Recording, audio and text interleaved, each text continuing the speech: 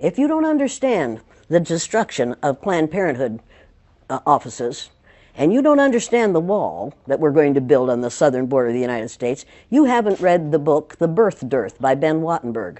Ben Wattenberg was a brilliant Jewish man who was a member of the American Enterprise Institute, and he wrote a book, the first paragraph of which says, "The main problem confronting the United States today is there aren't enough white babies being born in this country." He was an advisor to presidents of the United States. He wrote the book in 1987.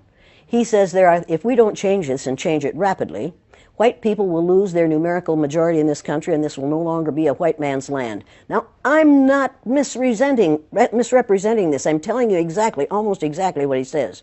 He says there are three things we can do to solve this. Number one, we could pay women to have babies, as they have been doing in Western European nations for years. Then he says, and these are his words, not mine, unfortunately, we would have to pay women of all colors to have babies, so we don't want to do that.